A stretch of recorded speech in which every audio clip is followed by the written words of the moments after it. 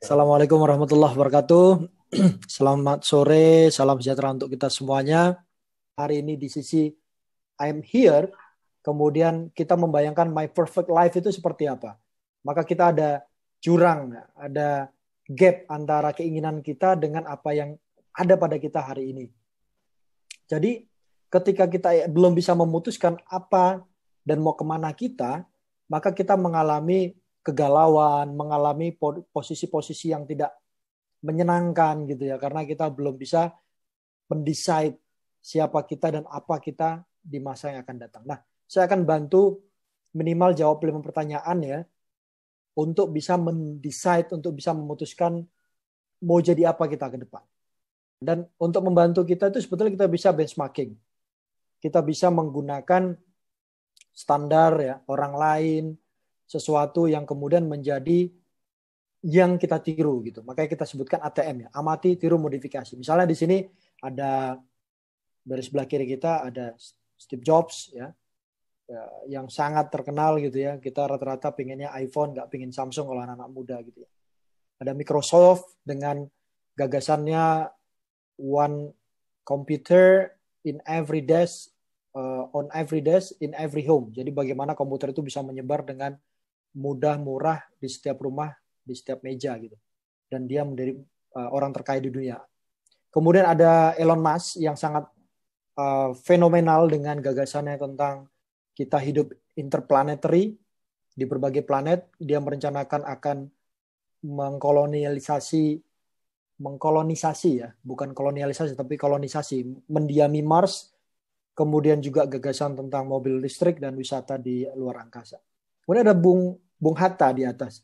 Ini tokoh idola saya, dengan kesederhanaannya dia ekonom terkemuka gitu ya. Dia bisa mengubah Indonesia dari masa transisi revolusi fisik menjadi masa untuk bersiap membangun. Jadi masing-masing kita coba siapa tokoh yang paling mendominasi hidup kita, yang paling kita cintai, yang paling membuat kita bersemangat dalam hidup ini, itu bisa membantu kita bahwa mungkin itulah potret kita di masa depan. Ya.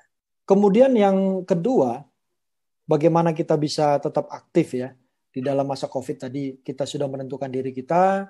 Yang kedua adalah kita jangan pernah nyaman. Tadi Bang Naga bilang tidak pernah nyaman gitu ya. Jadi selalu mempelajari hal baru, kemudian selalu tumbuh dan menantang diri kita sendiri, selalu bersiap siaga dan sebagainya. Dan ingat, di sini dikatakan never be too comfortable with any situation, period atau titik. People and things switch up in a blink of an eye.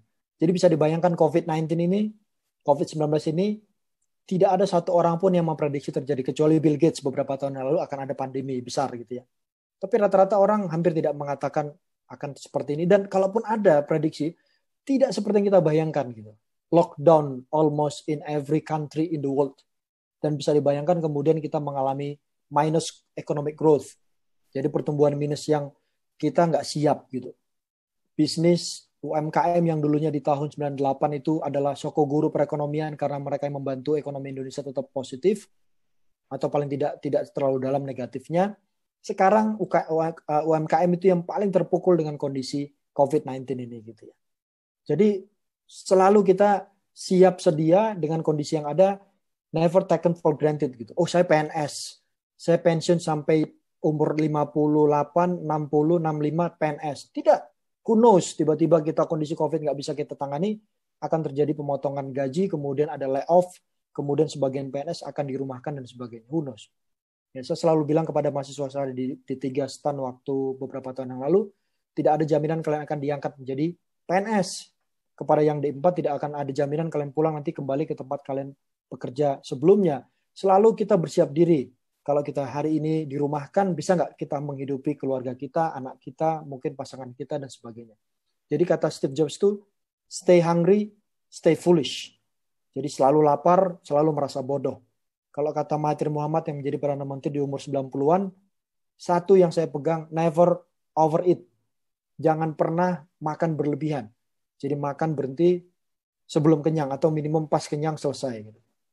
Itu untuk menjaga kita tetap memiliki kesiapsiagaan, kondisi fisik yang cukup bagus gitu ya. Hal ketiga yang membuat kita tetap selalu produktif di dalam kondisi apapun adalah kita selalu optimis. Ya, ini selalu saya gunakan ya. Ini mantra sakti saya di berbagai kondisi ya. Saya sering nangis-nangis dalam sekolah itu ya. Pedihnya pendidikan itu terasa gitu. Bayangkan dulu kita pernah pejabat, kemudian kita menikmati hidup ya. Tiba-tiba kita harus shifting ke strata paling rendah dari kehidupan manusia itu kan pelajar, mahasiswa kan. Dia bisa menjatuhkan presiden tapi kalau rame-rame. Tapi kalau di kampus dia orang paling paling vulnerable gitu. Kalau dosen ngasih nilai jelek aja udah bisa DO gitu kan. Selesai hidupnya. Di rumah dia nggak dianggap karena penghasilannya kecil gitu kan. Jadi dari kondisi upside down itu kita harus tetap bisa apa? If you think you can, you can. Berpikir positif gitu. Optimis gitu. If you think you cannot, you cannot. Kalau kamu nggak bisa, pasti nggak bisa. Gitu. Itu yang dikatakan oleh Henry Ford, dikatakan oleh Ronald Reagan, gitu. Bahkan yang terakhir Obama ya. The first African American in the history of the US.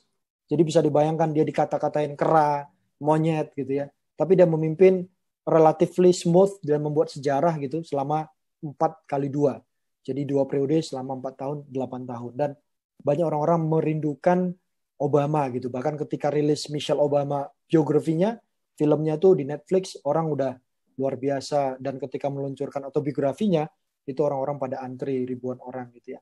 Itu baru istrinya, bayangkan kalau Obamanya. Sampai istrinya sekarang digadang-gadang menjadi calon VP dari Biden, gitu. Calon Vice President dari kandidat Demokrat untuk mengalahkan Trump gitu. Karena mereka merindukan Obama's family in the White House gitu. Karena apa? Karena salah satu filosofinya US Yes We Can gitu. Dia bisa menginspirasi orang-orang yang selama ini tertindas, minoritas itu bisa muncul dan memimpin Amerika dengan almost perfect. Yang keempat, yang membuat kita selalu bisa optimistik, bisa bekerja dengan baik itu adalah hidup kita dalam kewajaran gitu.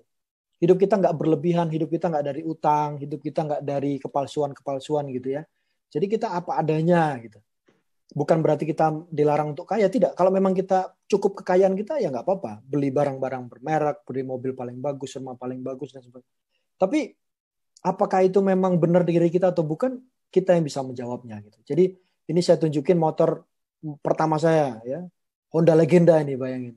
Pegawai bea cukai, rumahnya di rumah mertua, motornya cuma Legenda ini. Gagah sekali kan? Tapi itulah kehidupan saya waktu itu memilih hidup dalam kewajaran, apa adanya. Jadi saya ketika harus pindah kantor dengan penghasilan yang lebih rendah, harus sekolah dengan dipotong gaji dan sebagainya misalnya begitu, saya nggak masalah karena nothing tulus lah. Karena hidup kita juga sederhana, jadi nggak ada masalah gitu. Ya. Kemudian hidup dalam kewajaran berarti saya memutuskan hidup untuk pursuing excellence.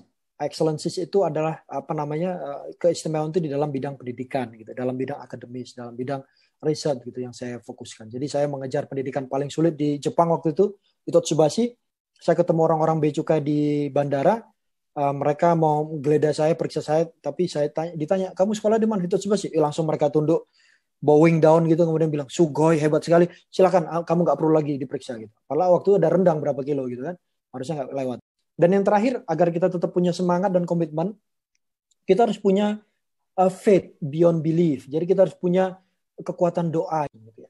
Jadi kita selalu menggunakan kekuatan doa ini sebagai our strength. Gitu ya. Saya sebagai Muslim, saya meyakini bahwa semua kekuatan itu tiada daya dan upaya kecuali hanya milik Allah yang Maha Kuasa. Jadi saya selalu kembali kepadanya. Dalam kondisi apapun, sesulit apapun, saya minta ke beliau, kemudian minta diberikan kemudian. Dan biasanya jawabannya datang gitu. Ada jawaban seketika, ada jawaban yang tertunda beberapa bulan, ada yang beberapa tahun, dan sampai sekarang ada jawaban yang saya masih tunggu-tunggu, belum ada kabar gitu. Tapi saya yakin semuanya diproses oleh yang Maha Kuasa gitu, sesuai dengan kemampuan kita untuk menerima apa yang kita minta gitu. Nah, kalau bisa dibilang 100% ini peserta kita nih hampir 100 orang pasti ditanya mau sukses, pasti mau sukses. Tapi yang mau bayar ongkosnya less than 1% gitu ya. Makanya banyak yang email saya bagaimana mau dapat beasiswa S2, S3 gitu ya. Tapi setiap tahun saya di email orang yang sama, tiap tahun juga dia nggak nyiapin IELTS-nya, nggak nyiapin TOEFL-nya, nggak nyiapin GMAT, JRE dan sebagainya. Jadi nggak pernah bisa selesai juga scholarship-nya gitu. Kita nikmati masa-masa COVID ini mungkin disenariokan oleh Yang Maha Kuasa agar kita menjadi orang-orang hebat kita diberikan 3, 4, 5, 6 bulan ini, sendirian kita berpikir, kita sambil bekerja tentunya, kemudian mematangkan diri agar kita bisa menemukan siapa kita sebenarnya, dan kemudian kita mengambil tindakan itu, dan kemudian kita akan bersyukur beberapa tahun kemudian ternyata, oh, kita diberikan COVID-19 dan saya memutuskan sesuatu di saat itu, dan saya sekarang berhasil. Mungkin itu yang bisa membuat kita tetap semangat, produktif di masa-masa yang sulit sekarang. Agar tetap bisa punya mindset yang optimis, positif, dan terus berkarya untuk diri kita dan orang lain. Demikian, Bang Fasta sebagai pendahuluan, mohon maaf kalau kepanjangan. Saya tunggu nanti komen dari para hadirin. Assalamualaikum warahmatullahi wabarakatuh. Terima kasih telah menonton. Sampai bertemu lagi di edisi berikutnya. Speak In, Bicara Indonesia.